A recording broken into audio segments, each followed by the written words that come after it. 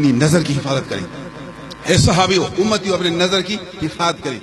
یہ نظر نہیں دیکھنا، یہ شیطان کے تیروں میں سے ایک شیطان کے تیر. شیطان کے پاس بہت تیر ہیں، وہ ان تیروں سے وار کرتا ہے، مارتا ہے، لوگوں کو ہلاک کرتا ہے، برباد کرتا ہے.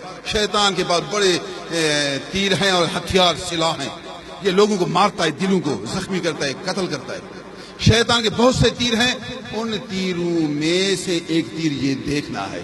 پھر فرمایا عام تیر نہیں، زہر آلود. اگر تیر کی چوٹی میں زہر لگا دو تو پھر دو طریقے سے نقصان ہوگا. ایک تو اس کا چوٹی پھاڑے گا، نمبر دو اس میں جو زہر ہے زہر کی وجہ سے مارے گا. دو طریقے سے انسان کو تباہ کرے گا. یہ آپ کی نظر نہیں، یہ نظر آپ کے دل کو آلودہ کر دے گا، آپ کو بے دین بنا دے گا، یہ آپ کو خدا رسول سے دور کر دے گا. آج کل ٹی وی کا زمانہ آیا، گندے پروگرام دیکھنے شروع ہوئے.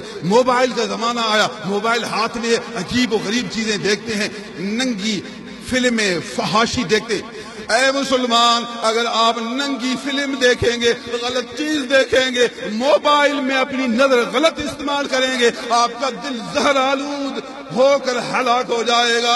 آپ کا دل سیاہ ہو جائے گا، آپ کا دل تباہ ہو جائے گا. آپ کے اندر شیطان آ جائے گا، حضور کی محبت سچی نکل جائے گی، آپ کے اندر سے اسلام کا جوش نکل جائے گا، نماز کی محبت نکل جائے گی، قرآن کی محبت نکل جائے گی، ادب نکل جائے گا، اکرام نکل جائے گا، پیار نکل جائے گا، اسلام کا نور نکل جائے گا.